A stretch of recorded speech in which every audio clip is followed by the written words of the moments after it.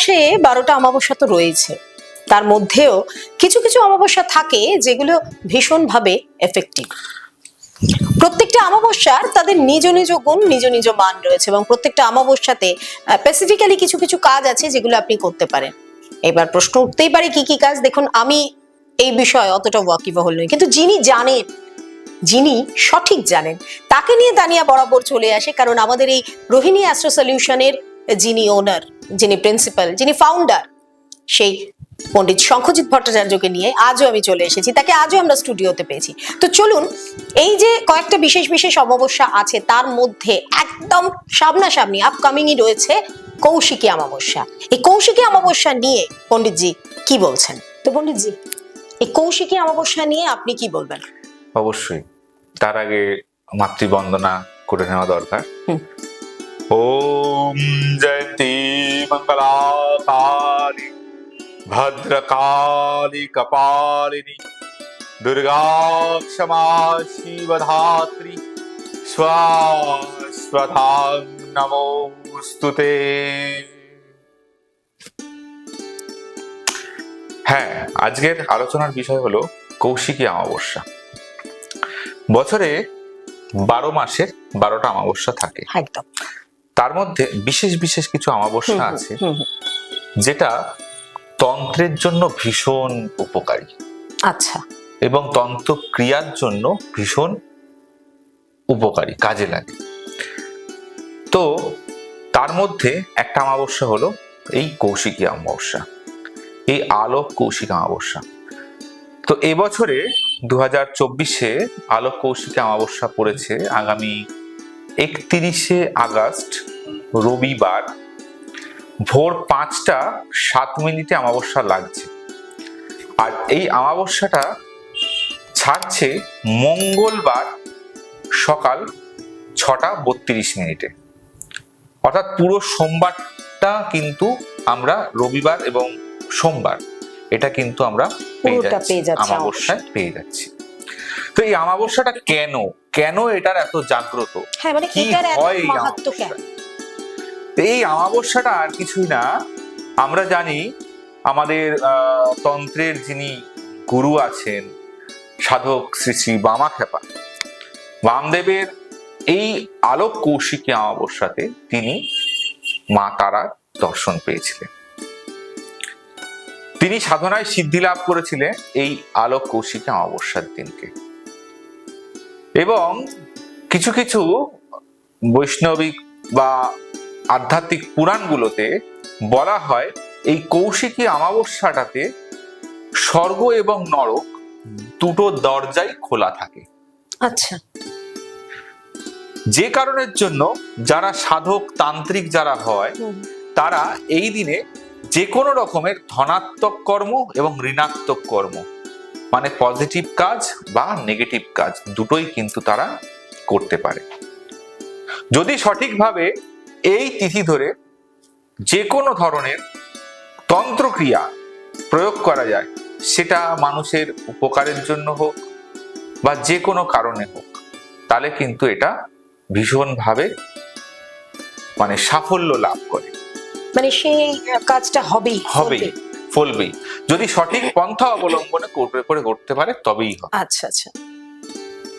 এটা হচ্ছে কৌশিকী অমাবস্যার একটা বিশেষত্ব।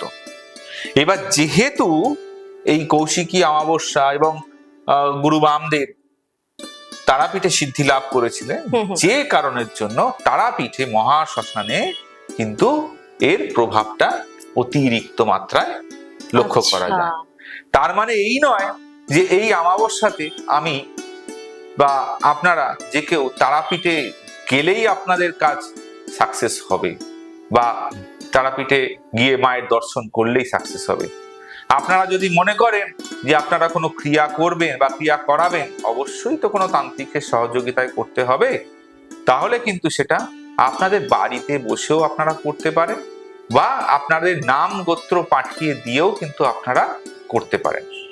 সেভাবেও কিন্তু আপনারা এই কাজ করতে পারেন, করে আপনাদের নিজস্ব যা যা চাহিদা রয়েছে সেগুলো কিন্তু আপনারা মানে সফল কৌশিকী করতে পারে। অমাবস্যাটার গুরুত্ব মাহাত্ম্য এতটাই যে সেটার জন্য কোনো ধামে গিয়ে করতে হবে এমন নেই। ধামে গিয়ে করতে হবে না, যেতে যে পারছে না, যেতে যে পারছে না, যার ক্ষমতা নেই, হ্যাঁ। হয়তো কোনো ব্যক্তি সে অসুস্থ, সে শারীরিক অসুস্থতায় ভুগছে, হ্যাঁ, তার পক্ষে তার পক্ষে সম্ভব সেখানে যাওয়া সম্ভব নয়, সে তো তার নাম গোত্র যদি সে পাঠিয়ে দেয় কোনো বিশ্বস্ত মানুষের কাছে যে এই তন্ত্রক্রিয়া করে, হুম, হুম, হুম। তাহলে কিন্তু সেও এই কাজে সুফল লাভ করতে অবশ্যই পারবে। পাবে। তো এছাড়া আমরা এই যে শুনি যে এই কৌশিকী অমাবস্যাতে যে বিশেষ কিছু কাজ নাকি যে কোনো ধরনের কাজ হয়, না না, যে কোনো ধরনের কাজ, তবে যে হ্যাঁ, কোনো সমস্যার যে কোনো সমাধান। সমস্যার সমাধান হতে হবে। তা বলে যদি কেউ মনে করে মারণ উচাটন বশীকরণ এই সমস্ত কাজগুলো করবে, এগুলো নট নেসেসারি। এগুলোর কোনো মানে সঠিক ব্যাখ্যা কিন্তু এভাবে দেওয়া যাবে না, কারণ উদ্দেশ্য যদি সঠিক না হয় তাহলে কিন্তু তার রেজাল্টও কিন্তু আপনারা সাফল্য পাবেন না। অর্থাৎ উদ্দেশ্যটা সঠিক হতে হবে। এখন কেউ এসে আমাকে বলল আমি মুখকে ভালোবাসি, তাকে আমাকে পাইয়ে দিতে হবে, সে দেখা গেল তার একটা কোনো একজন পর স্ত্রীকে বলছে, তাহলে তো সে তার সংসার ভেঙে তাকে পেতে চাইছে, তো সেটা তো তার সম্ভব নয়। যেটা সম্ভব সেই জিনিসগুলো যদি মনে করেন, তো সেই জিনিসগুলো করলে অবশ্যই হবে। হ্যাঁ, যাদের পুষ্টিতে গ্রহগত কিছু দোষ থাকে, যেমন মাঙ্গলিক, গুরুচণ্ডাল, কাল সর্প, বীজ যোগ, নাগমণি দোষ, এরকম বিভিন্ন দোষ রয়েছে। এই দোষ যোগ যেগুলো থাকে, এই যোগগুলো কিন্তু আপনারা গ্রহ পূজা করেও কিন্তু এই দিনকে খণ্ডন করতে পারেন। মানুষের মনে একটা ধারণা আছে যে গ্রহ পূজা করলাম, দোষ খণ্ডন করলাম, অ্যাস্ট্রোলজার বলেছে, তান্ত্রিক বলেছে আপনার পুষ্টিতে এই দোষ রয়েছে, দোষটা খণ্ডন করলাম মানে দোষ কাটালাম, মানে দোষটা পুরো পুষ্টি থেকে কেটে গেল। এই ভুল ধারণায় কিন্তু আপনারা থাকবেন না, এই ভুল ধারণায় আপনারা থাকবেন না। তার কারণ জন্ম ছকে, জন্মের সময় আপনি যে যোগ বা যে দোষ নিয়ে জন্মেছেন, সেটা খণ্ডানোর ক্ষমতা কিন্তু স্বয়ং ভগবানেরও নেই। তাহলে এই দোষ কাটানো, দোষ খণ্ডানোর কথা কেন আসছে? হ্যাঁ, এই যে দোষ বা এই যে যোগ, যেটাই বলুন না কেন, এর যে নেগেটিভ প্রভাব, এইটাকে কিন্তু এই অমাবস্যায় পুজো পাঠ করে কিন্তু কম করা যায়, পুরোপুরি ভাবে কিন্তু খণ্ডন হয় না পুষ্টি থেকে। তাই বলে আপনার চার্টে আপনার চার্টে বৃহস্পতি এবং রাহু যদি এক ঘরে থাকে, তাহলে আপনার চার্টে গুরুচণ্ডাল দোষ তৈরি হয়। তাহলে কি এই দিনকে পুজো পাঠ করলেন মানে কি আপনার চার্ট থেকে বৃহস্পতি আর রাহু কি আলাদা আলাদা হয়ে গেল? তা তো কোনোদিন হবে না। কালকে যখন গিয়ে আপনি আরেকজনকে দেখাবেন, সেও বলবে আপনার চার্টে গুরুচণ্ডাল দোষ রয়েছে। দোষটা কিন্তু কাটলো না, কিন্তু দোষের যে নেগেটিভিটিটা, যেটার জন্য আপনার সমস্যা হচ্ছে, সেই জিনিসটা কিন্তু কেটে গেল। এটা কাটিয়ে দেওয়া যায়। এটা হচ্ছে কৌশিকী অমাবস্যা একটা বিশেষত্ব।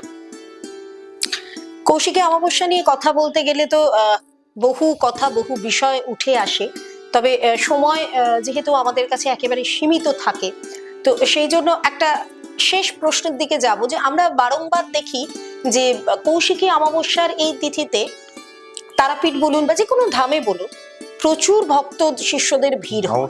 এবং সেই জায়গায় দাঁড়িয়ে আমি একটা কথাই শুধু জানতে চাইবো যে তন্ত্র বা তন্ত্রোক্ত ক্রিয়া, এই বিষয়গুলো কি আমাদের যে এই যে পূজা পাঠের জায়গাটা আপনি বললেন যে পূজা পাঠ করেও হয়, এই দুটোর মধ্যে যদি আমাকে একটু ডিফারেন্সটা বলেন। অবশ্যই, দেখুন, তন্ত্র জিনিসটা না সম্পূর্ণ আলাদা জিনিস। তন্ত্র জিনিসটা হচ্ছে সম্পূর্ণ গুরুমুখী বিদ্যা।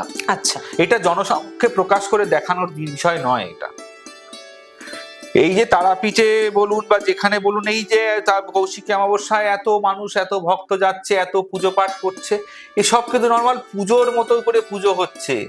তন্ত্র ক্রিয়া, যেটা অরিজিনাল ক্রিয়া, সেই ক্রিয়া কিন্তু জনসমক্ষে বসে দেখানোর কিন্তু জিনিস নয়। সেটা আলাদা হয়, সেটা আলাদা করে করতে হয়। এক্স্যাক্টলি। তন্ত্রটা কি? তনু থেকে আগত যে মন্ত্র, সেটাই হচ্ছে তন্ত্র। তন্ত্র কোত্থেকে হলো? তন্ত্র কোথা থেকে আসলো? পার্বতী বলছেন, শিব লিখছেন, শিব শুনছেন, তাদের দুজনের কথোপকথনে তৈরি হলো তন্ত্র। তনু, তনু মানে মন, মন থেকে আগত যে মন্ত্র বেরোচ্ছে, পার্বতী বলছেন ভক্তের এই সমস্ত সমস্যাগুলো থেকে কি করে সমাধানের উপায়, শিব উপায় বলছেন, সেই থেকে তৈরি হলো তন্ত্র। সেইগুলো পুঁথিগতভাবে লিখে আজকে হলো তন্ত্র। এই তন্ত্র ক্রিয়া, এগুলো তো গুপ্ত ক্রিয়া, এগুলো জনসমক্ষে দেখানোর বিষয় নয়। তবে জনসমক্ষে যে দোষগুলো কাটানো হচ্ছে বা যে ক্রিয়াকলাপগুলো হচ্ছে, সেইগুলো হচ্ছে কিন্তু নর্মাল পুজো পাঠ করে, গ্রহ পূজা করে, কিছু তন্ত্রোক্ত উপাচারে, তন্ত্রোক্ত উপায়ে পুজো করে, তবে তন্ত্র ক্রিয়া করে নয়, তন্ত্রোক্ত উপায়ে। পুজোর দুটো ভাগ রয়েছে, একটা হচ্ছে বৈদিক, একটা হচ্ছে তান্ত্রিক। আচ্ছা, বৈদিক পদ্ধতিতে, একটা তান্ত্রিক পদ্ধতিতে। এই তান্ত্রিক পদ্ধতিতে যে পুজো পাঠগুলো হচ্ছে, সেটাই এখনকার মানুষের মধ্যে মনে হচ্ছে তন্ত্র করছে, কিন্তু অ্যাকচুয়াল কিন্তু এটা তন্ত্র নয়। তন্ত্রর ক্রিয়া হচ্ছে গুপ্ত ক্রিয়া, সেগুলো মানুষকে দেখানোর বিষয় নয়।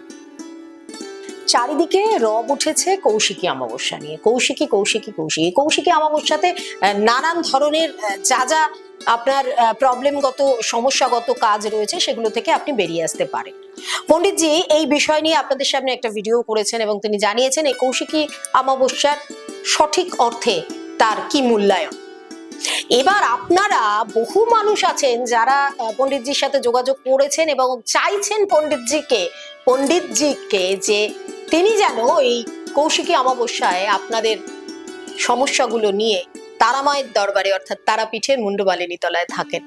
এবার আপনারা কিছু চাইবেন আর পণ্ডিতজি সেটা দেবেন না, তা তো হয় না, কারণ আপনাদের সাথে পণ্ডিতজির একটা দুটো বছর নয়, বহু বছরের সম্পর্ক।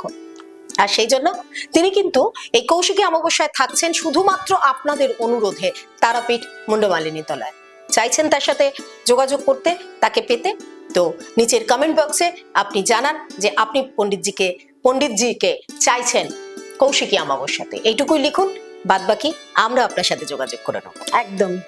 তো আমরা বিষয়টাকে আপনাদের সামনে একটু ছোট করেই রাখছি, কারণ এই বিষয়গুলো, কারণ যেরকম ভাবে পণ্ডিতজি বললেন যে তন্ত্র তো গুপ্তবিদ্যা, গুরুমুখী বিদ্যা, এবং তন্ত্রোক্ত উপায় যে এই পূজার মাধ্যমে, যজ্ঞের মাধ্যমে সমস্ত প্রবলেম সর্ট আউট করা হয়, তাহলে দুটো পুজোর আমরা একটা জানতে পারলাম, একটা বৈদিক ভাবে হয় আর একটা তন্ত্রোক্ত ভাবে হয়।